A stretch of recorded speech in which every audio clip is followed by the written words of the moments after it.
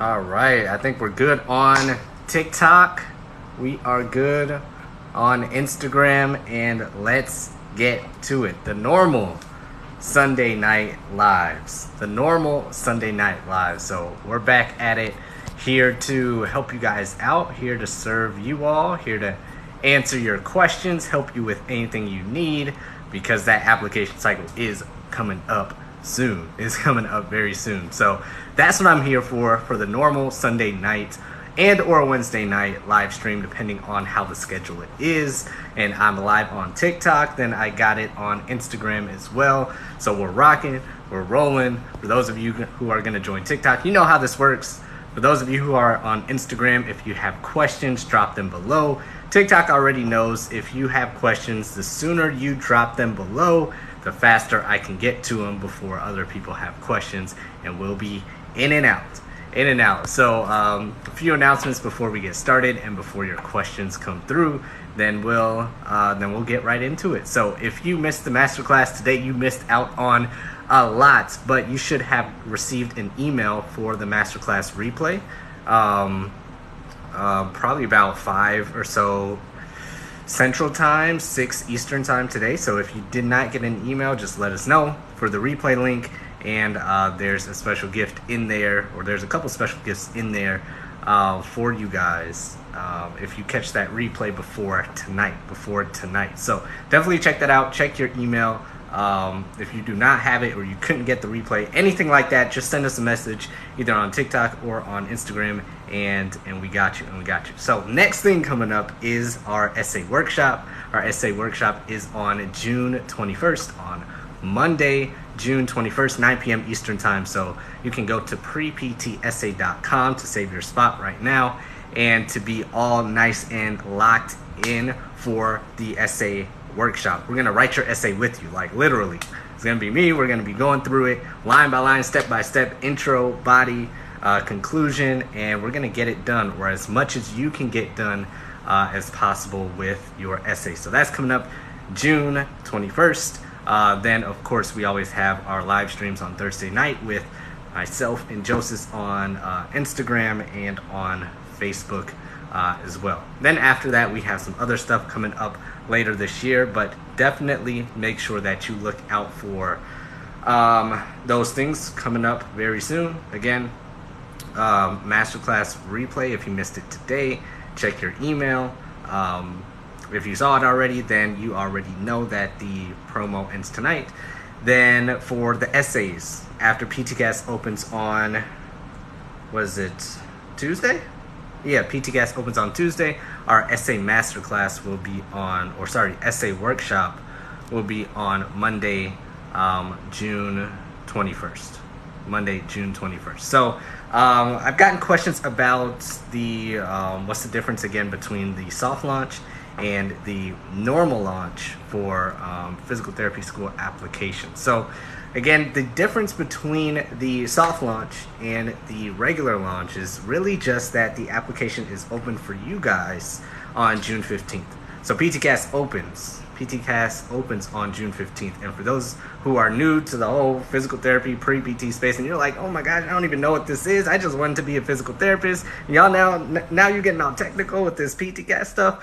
Don't worry, don't let this go over your heads. But for those of you who are closer to applying, this applies more to you. So the soft launch opens on June 15th. So that is in a couple days. And all that means, don't let it freak you out. All it means is that you can start working on your application and nothing will be deleted. That's all it means. If you cannot wait 2 days and you start working on some stuff, then some stuff will be deleted. So if you wait 2 days, you will be good and you can just start working on your application after June 15th. And that's it. Then on July 1st, that's when you can technically hit submit and apply to physical therapy schools. That's the only difference. That is the only difference between the soft launch and the normal launch on July 1st for PTCast. So that's really it. I've gotten a few questions here and there about that. And I just wanted to clear that up, or clarify it for anybody still a little confused. I think they did it for the first time last year, I believe. So I like it though. It gives you guys a lot of time. It gives you guys some run room. It gives you guys kind of a little head start to get things moving. So I just wanted to clear that up. All right, let's get to some questions. Then I'll get to some other questions that have been flowing through our messages as well. Let's see. Applying with a 3.3, 3.38 and 900 observation hours, can I apply to top tier schools, or should I shoot for middle or low? I'm graduating in August and going to work in training or clinic until school. So my first question to you, Powder Chaser, is which GPA is that? That's what I'm interested to know. And if you know, and if you want to disclose that, let me know. If not, that's okay as well. But that's my first question to you. That 3.38, is that your cumulative, or is that your prerequisite GPA? Or do you know the difference? Or do you know, whichever one that is, do you know the other one? Because that's my first question to you. And that can help me give you some better advice for the school that you're, or for the schools that you're looking into. Website for the essay workshop is preptsa.com. preptsa.com. So if you want to sign up early for the workshop on June 21st, go to preptsa.com. There's a 50% off code you'll see on the site. It's Essay Lab is the code, 50% off until June 18th. So make sure you're in before June 18th, or it's going up the other 50%. So preptsa.com. It's in the link of both of our bios on TikTok and on Instagram. But yeah, going back to that 3.38, if it's your prerequisite GPA, then it's not necessarily top tier schools that I want you to think of, but it's really with how the schools accept students with their average GPA. So the schools you're looking into, do they accept mainly 3.7 students, or do they accept 3.2 students, prereq GPA, so on and so forth? So with the rank of the schools, if that's what you mean by top tier, you necessarily don't have to think like that, fortunately for physical therapy schools, because the rank does not matter. Just go to the lowest cost physical therapy school that you can. Trust me, you'll be better off. Oh, there we go, some clarification. So I'm looking at middle tier as far as average. Okay, gotcha. Okay, so what you can do, since you mean middle tier as in GPAs, you can go to our GPA data report, which is link is in our bio as well, and or you can go to ptschoolprobe.com.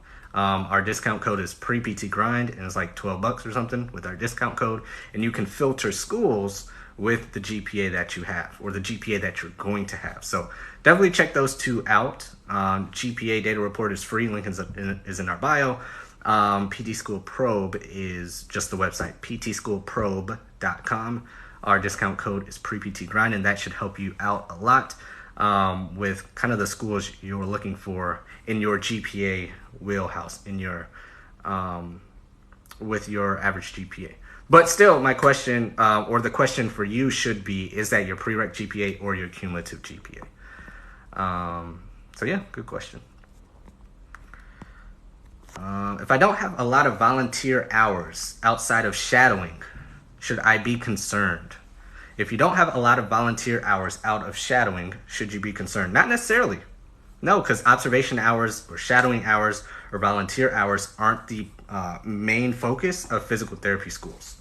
I put up a post not too long ago that observation hours, volunteer hours, experiences are for you, the student. They won't necessarily save you, the student. If you have a low GPA, or you think your GRE is not good enough, or whatever you think is lacking, many students run to observation hours and experiences saying, oh, those will save me. Instead of going through the obstacle of working on whatever you need to work on, a lot of people run to the experiences or observation hours saying, oh, can I get more? And that will cover up my whatever I'm lacking in. Not necessarily, and really not at all as well, because they can see right through that. The PT schools that you're applying to, they're very smart. They've done this 1,000 times. They've seen you 1,000 times. So you're not really hiding anything as well. So With the observation hours or volunteer hours, if the rest of your application is good, is great, is good to go, then I would not stress about the volunteer or observation hours as long as you get what they want. If they say they want 10 observation hours, get those 10, be done. If they want 20 inpatient, 20 outpatient, whatever the mix is, get that and move on, be done, do something else with your time. A good question though. Is it okay if my cumulative GPA is 3.4, science GPA is 4.0? Does that make up for the lower one? So with cumulative GPA, the good thing about CGPAs is that as long as you have the minimum of whatever they require, and that's usually like a 3.0, 3.2, then you don't have to worry about cumulative anymore. Like, you can set that to the side. That's the good news about cumulative GPAs. Once you have whatever that minimum is, they're like, okay, at least you got the minimum. That's the roadblock you need to get past, either whoever's physically looking at your application or whatever AI system, computer system they have filtering the application. So you're good with the cumulative GPA, then they'll go on to look at your science GPA, prereq GPA, last 60 credit hours GPA, however they calculate it. They'll look at your other stuff after you get past that cumulative GPA. So you're good. All right, good questions. I applied through PTCast last year, but was not able to get into the school I wanted, and you're now an athletic trainer. If I reapply, do I have to start the whole process and observation hours again? No, you don't. So if you applied last year, if you open up PTCast after June 15th, this year, then you'll have an option, unless they change something, you'll have an option to either carry information forward, or you'll have the option to start a new application. So if you carry information forward, most of your information will carry forward except letters of recommendation. So write this down, L, letter of recommendations. Experiences is the E. Or sorry, not experiences, sorry. Essays is the E. L, letters of recommendations. Essays is the E. Program-specific information, like the programs you click and wanted to apply to, as well as like supplemental essays and stuff like that. Then the payments, whatever fees and whatever transcript fees and application fees you paid last year, that does not carry forward either. Okay, so LEPP, that stuff will not carry forward from last year. Everything else will carry forward. All right. TikTok's got some good questions. Instagram, if y'all have questions, you can either drop them in the comments or you can press the little question mark bubble or question mark box, and I'll get to your questions as well. Let's see. I was accepted into PT school this past cycle because of you guys' help, especially with the hours. Oh, observation hours. Yes. Good stuff. Good stuff. Congrats. Hope you're doing well in PT school. Hope everything's going smooth. Hope you're enjoying it. Thanks for the kind words. Appreciate it. And if you guys need observation hours, go to observationhours.com, or you can just click the link in either of TikTok or Instagram's bios, and you can sign up for our virtual observation hours. We do them 3 times a month. One is from Joseph, one is from me, or I should clarify, a case study is from me, a case study is from Joseph, then we do a live case study review at the end of the month. So definitely check that out, observationhours.com. Let's see here.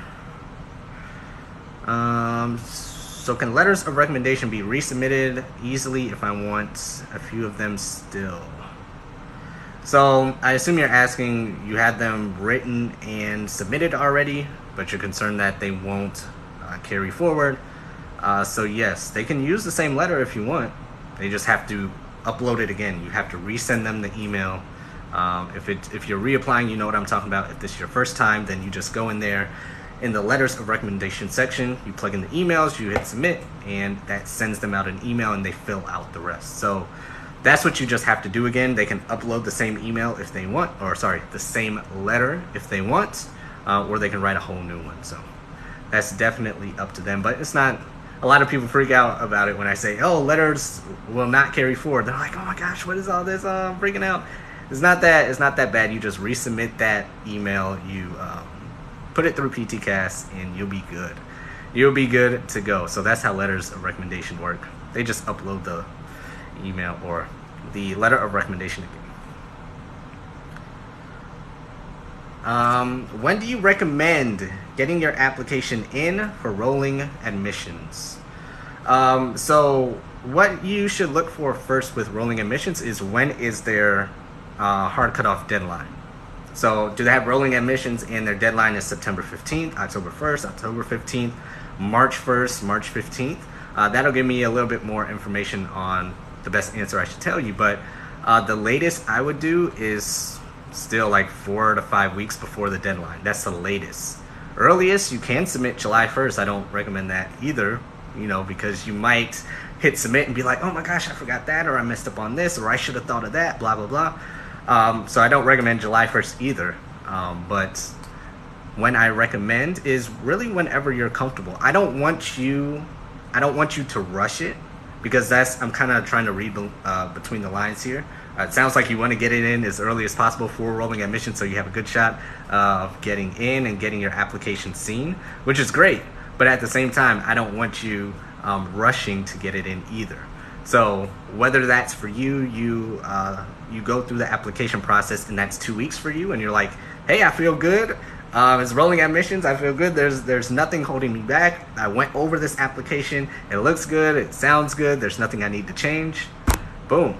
Like, let's go. Let's submit. If it's 4 weeks for you, if it's 6 weeks, let it be. Let it be. And submit when you're ready. I'd much rather you submit a quality application for rolling admissions or any admissions process than trying to put stuff together just to get it in early. I put up a post today on Instagram, but I put this up a while back on TikTok about like, there's no rush here.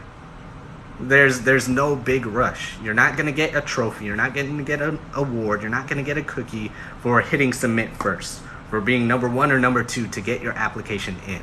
Like, I'd much rather you be application number 12 or application number 22 than application number 1 and have a horrible application versus being applicant number 22 with a great application, with a quality application. Good question, though.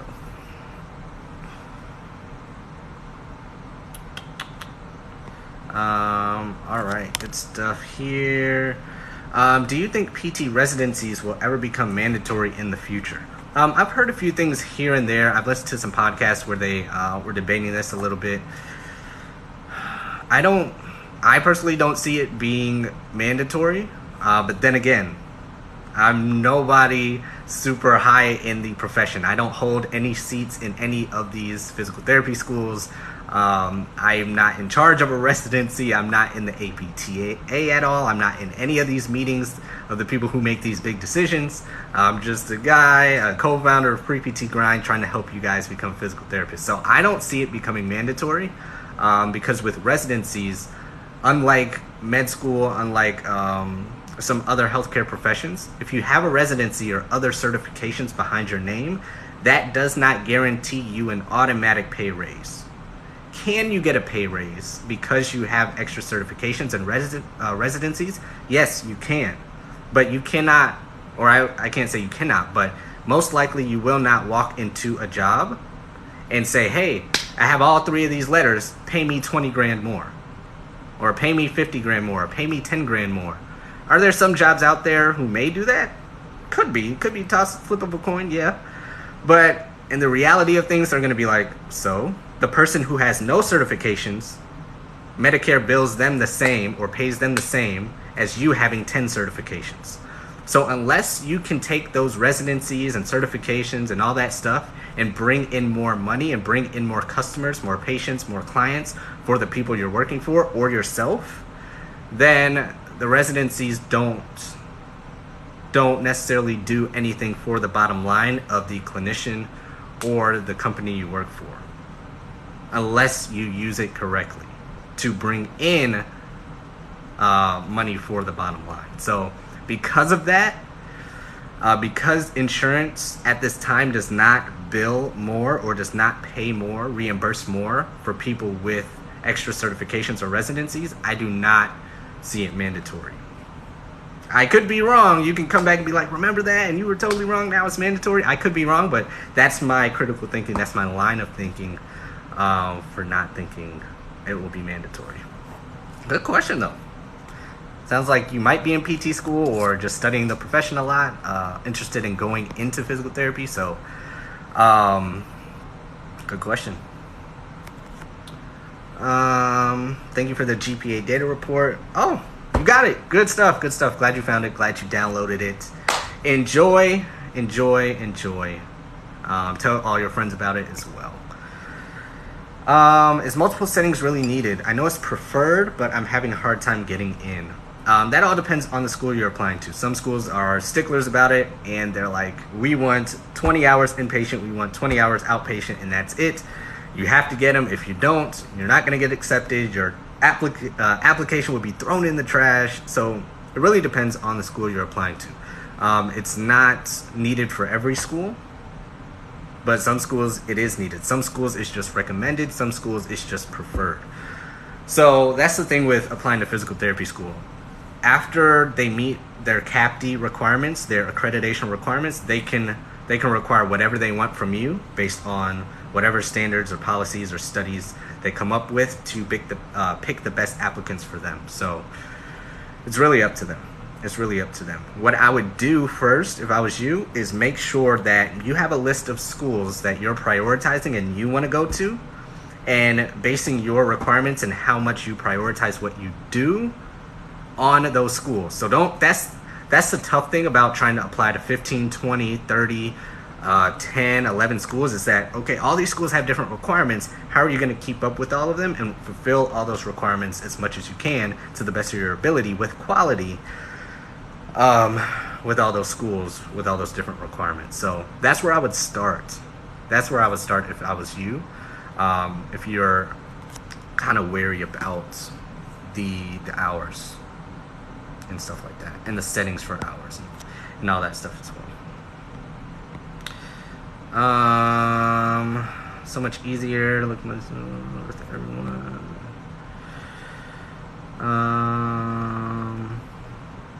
Okay, I'm trying to piece this together. Okay. Have you heard of St. Augustine that advertise on Instagram? They scare you?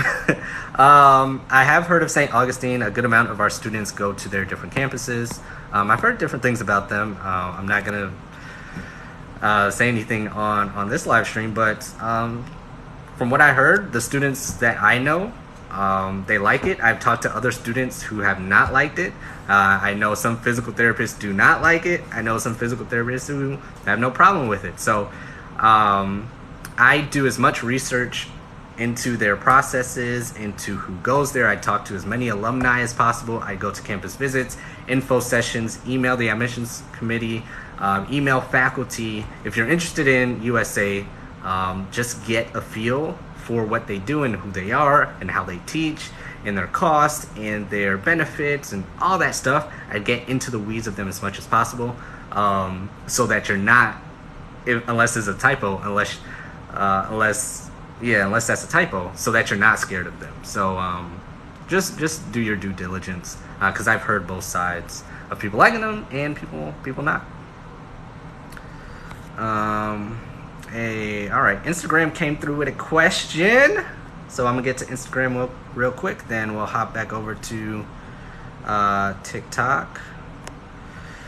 What variety of observation hours would you recommend?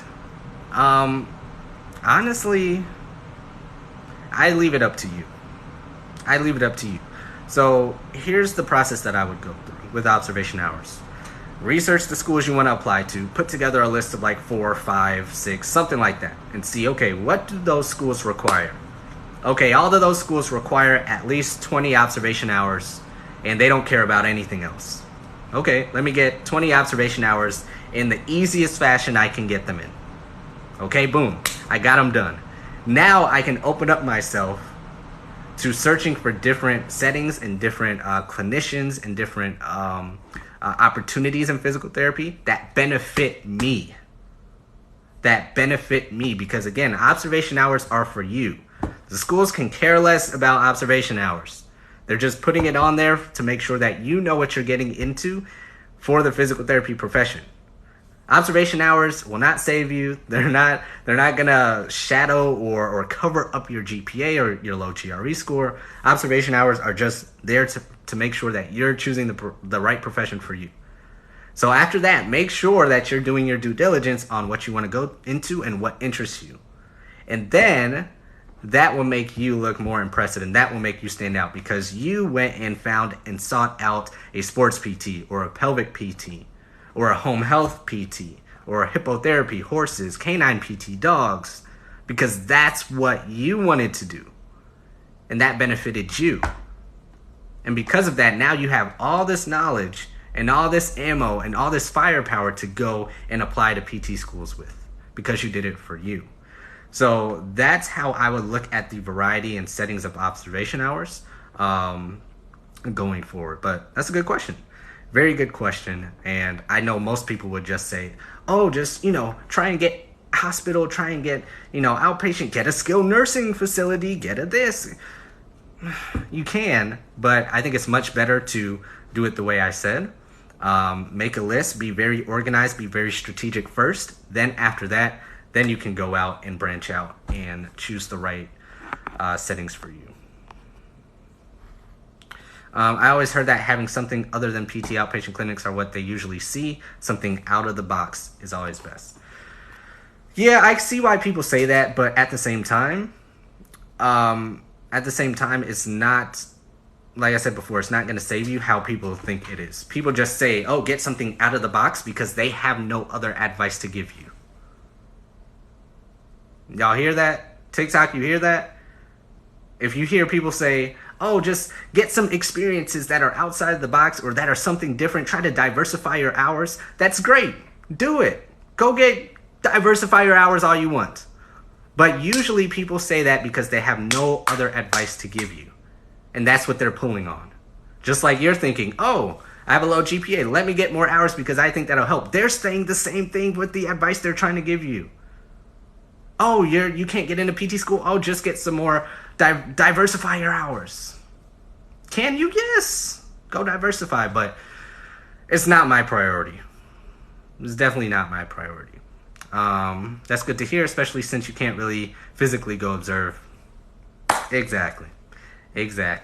Good question, though. Sorry I ranted and rambled a little bit. Let's head back to TikTok for a second here. Data reports worth it. Good stuff. Wrapping up my first semester next Sunday. This page, nothing but helpful, even funny. Much love, Cody. Glad you're enjoying it. Glad you got some benefit. Share with your friends. Tell all the pre-PTs you know about us. Share this out. Get the word out about us so we can help them. We can help them like we helped you. Virtual observation hours through pre-PT grind considered inpatient or outpatient? We are considered outpatient. We both work in outpatient clinics. So many options, but Instagram always looks fishy. Yeah, I mean, don't be scared because St. Augustine has Instagram ads. Because remember, physical therapy schools are businesses. Just like a lot of other things. Physical therapy schools are businesses. They have to produce money. They have to pay the teachers. They have to pay the faculty. Right? The university has to make money off of this program.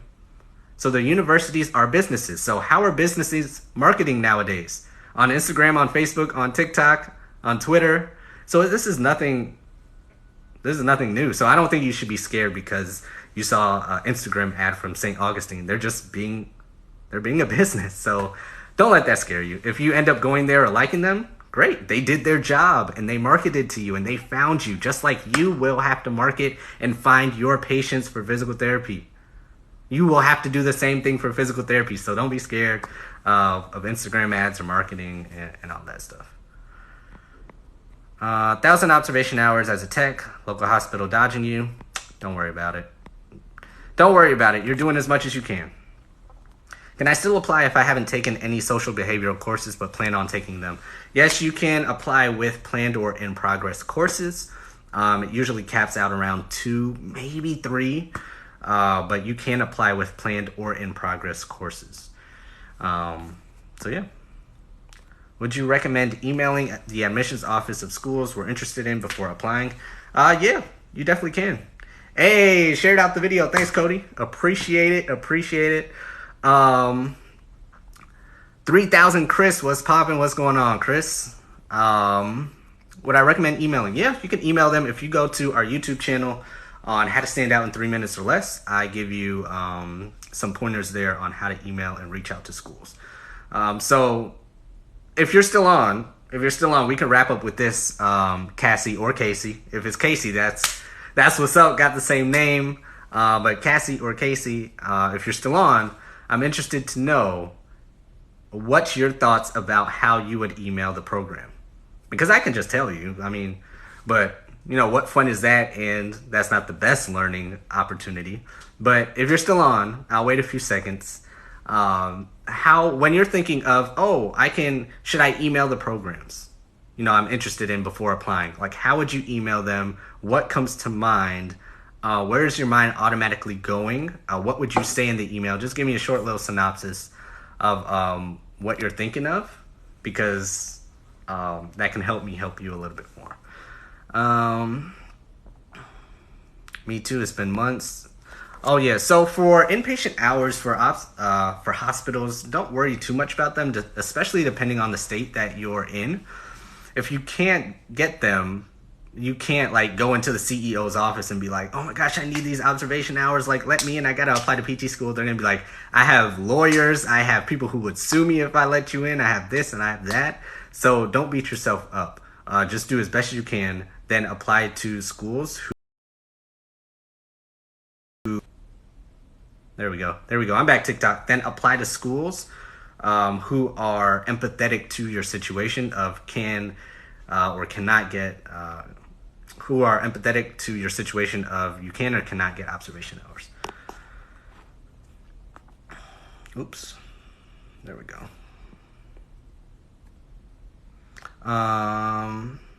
Oh, it's Cassie. Okay, cool.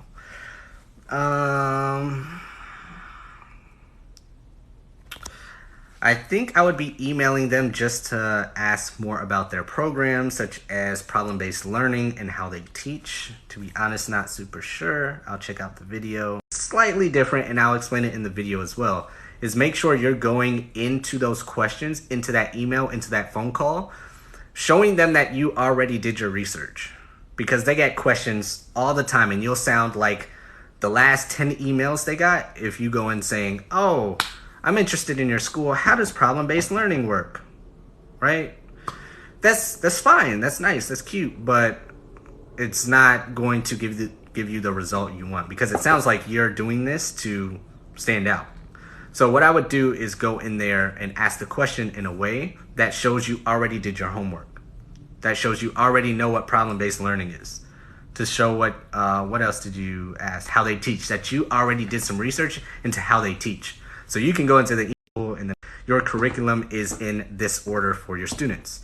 I'm super interested to know why you picked problem-based learning and why you picked that curriculum order. I was researching other physical therapy schools and I saw this and they do that. And I've done some research on the different research studies in the Journal of Physical Therapy Education.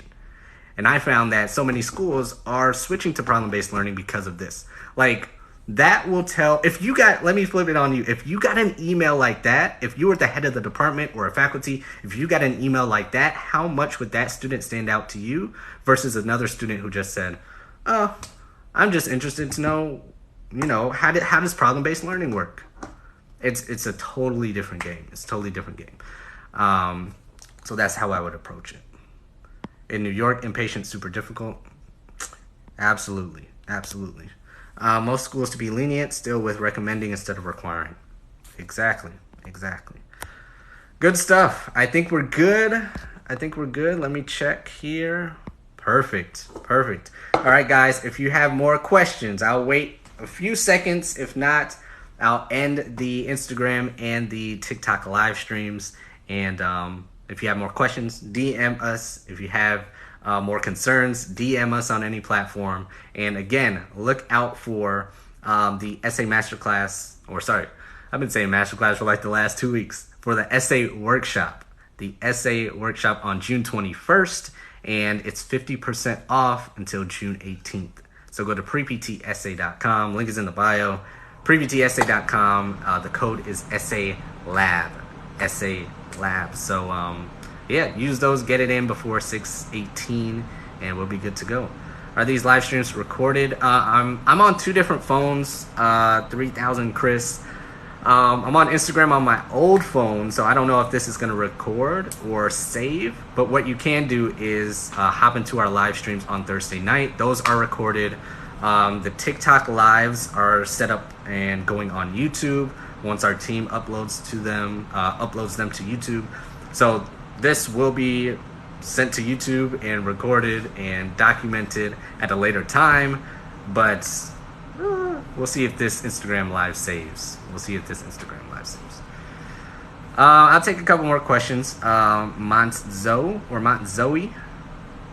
So if you have one, go ahead and shoot it real quick, and I got you.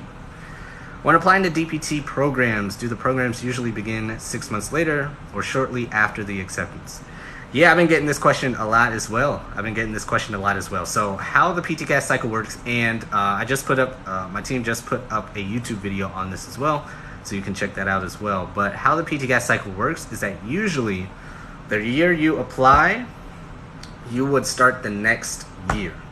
So if you apply in 2 days in 2021, you would start with your cohort in 2022, next summer/fall. So if you apply this year on July 1st and you get accepted in October, then you would start next July to September, depending on what the school is.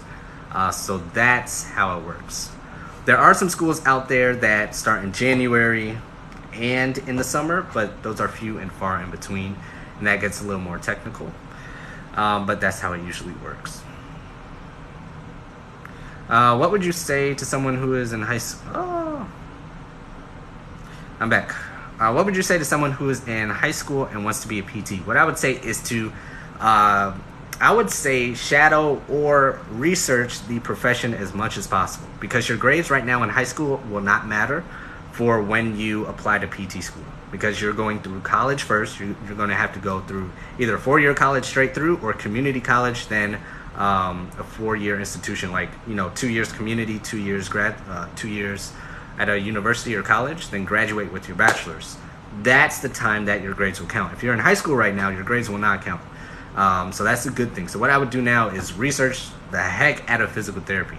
Talk to as many physical therapists as possible, go to as many different settings as possible, learn how the payment works, learn how much we get paid, learn about the insurance business for physical therapy, learn about the pros, learn about the cons, talk to millionaire PTs, talk to PTs who wish they never done it, so that when you choose or finally choose this or not, you'll be very confident in your decision that you're making, and you'll have a much better outcome and a much better outlook on the profession than so many other pre-PTs that are going to apply when you apply. So that's what I would say. Just research the heck out of the profession right now, so that you make a good decision to go with PT or a decision to not go with PT, depending on what you find and what vibes with you and speaks to you the best. So that's what I would say. Spend all your time now learning about PT, just like you would learn about computer science, or working for Facebook, or being an electrician or a plumber or a nurse or a pilot or an engineer. Research as many different professions as possible, so okay, if I choose PT, this is really what I do over engineering, or I want to do this more over computer science, or I want to do this more over investing, or whatever that is comes to mind. You'll be making the right decision, or you'll be confident that you're making the right decision. Thank you for the clarification. Worried about scheduling. No problem. Glad I can help. All right. I think we're good. I'll wait a few more seconds. Questions regarding the masterclass? Sure. Shoot them away. If you guys have questions about the masterclass, shoot those away. I'll stay to answer those. If you've seen the masterclass, remember, it ends tonight at 11:59 Eastern Time. The special offer ends tonight, 11:59 Eastern Time. Check your email for the masterclass replay. And if you have not seen it and you want to see it, just send us an email as well. But we are starting our season 11, our cohort 11 of our coaching program, the Accepted System, on Wednesday. I think we have close to 30-ish students, coming up on 30 students. who are about to get ready for the season 11. So we're about to head out. We're about to hit this hard as the application cycle opens. So definitely check your emails out. But link is in the bio. If you have not registered for it, you can register and check out the masterclass, and that email will be sent to you. So definitely check that out as well. But if you have questions, if anybody else has questions about it, you can either send us a DM, send us an email, reach out to us any way you would like, and we will definitely get back to you with an answer. All I have to do for the coaching session is save a seat. So you might have to DM us with this question, but I'm not too sure what you mean. So for the master class, for the free class that we did today, you just had to sign up for it. It was free. But if you want to join our coaching session, our coaching program called the Accepted System, then at the end of that master class, there was a special offer given if you want to join the Accepted System. So if you want to join the Accepted System, that's what I was talking about. You can check your email, or I can send you the link for it in the DMs, or you can go to acceptedsystem.com and learn more about what that is. But I hope that clarifies the question. I hope I'm understanding it right. But for the coaching session, you just have to have a seat. For the masterclass, you just had to have a seat. So hopefully that makes sense. If you have more questions, just send us a DM, send us a message, send us an email, and I'll definitely clear up that answer for you, if that doesn't make sense. But I think we're good. Send you a DM. All right. Perfect. Good stuff. All right. Anything else? Does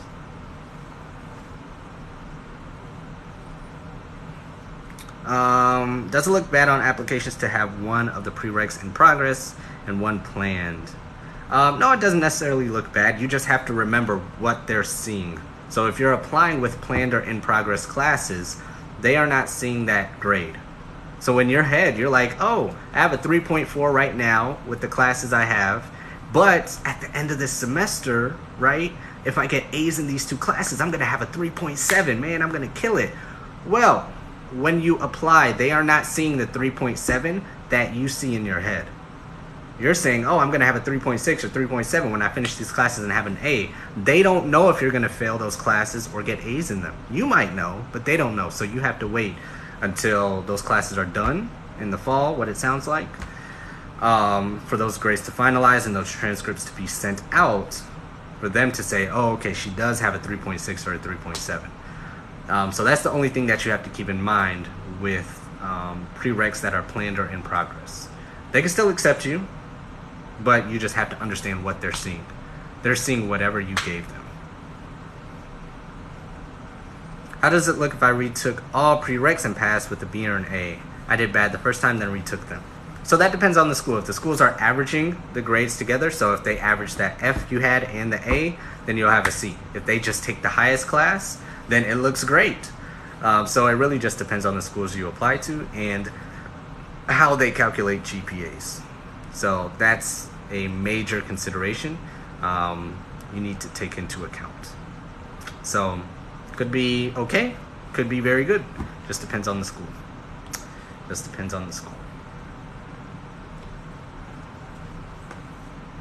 How many hours a day did you spend in school studying homework during PT school? So I did not count the hours, but it was all the time. It was all the time until it got to like the end of my second year, third year, so on and so forth. So yeah, I went to class, I worked out, I ate, then I studied. Then I went to class, I worked out, I ate, then I studied. So you're going to have classes from 8 to 12, have a lunch break, then you're going to come back for a lab or something from, I don't know, 2 to 5, then you might have a class from 5 to 7 depending on what day in the week. Then you still have to study for all those classes at the end of the day. The schedules vary, of course, but that's what your day is going to look like from a skeleton point of view. So all the time, you're either in class, you're studying, or you're doing both. But once you get the hang of it, you can spin multiple plates and it doesn't get as bad as it sounds. Because when I got to a certain point in PT school, it just became school to school. And I can go travel, I can work on the weekends, I can prioritize what test to study for and say this quiz doesn't matter, or my GPA is like this right now, and I can get a C on this quiz, but I need an A on that test. So you end up spinning multiple plates, and that's why these prerequisites and these grades are so important. To them, maybe not to you all the time, but to them, they're like, okay, we need to see that they can handle these prereqs, because what we're gonna slap them with, they need to be able to handle all this. So if they can't get a 3.4 or 3.2 or 3.7 or whatever on these little prereqs, how are they gonna handle these classes coming up? So, yeah. So there are schools that don't average all grades. Yes, that is correct. That is correct. Somebody just joined the essay lab. Congrats. We will see you on Monday, June 21st. Remember, code is essay lab, 50% off until June 18th. Preptsa.com. Yes, there are schools that don't average all the grades together. They will say that on their PTCast profile or on their website. How did you pay for school? Scholarships and federal loans. Were you able to have a job or work? Would that be too much? So I was able to do it. I know everybody is not able to work in PT school. Some people say, oh, no, you can't do it. Everybody's going to have their own answer. I worked, but I was only able to do that because I had flexible jobs. I was a social media director, a drummer, a blog writer. We started Pre-PT Grind when we were in physical therapy school. Uber driver, golf caddy, all that stuff revolved around PT school. So if I needed to halt all my jobs and all my workload to go study, I can do that. But if you're thinking, oh, I have a 12 to 4 job I need to be at every day. Well, if you have classes from 12 to 4 in PT school, can you work? So it's really, what's your definition of working in PT school? And that's going to give you your answer of if you can or cannot. Good question, though. All right.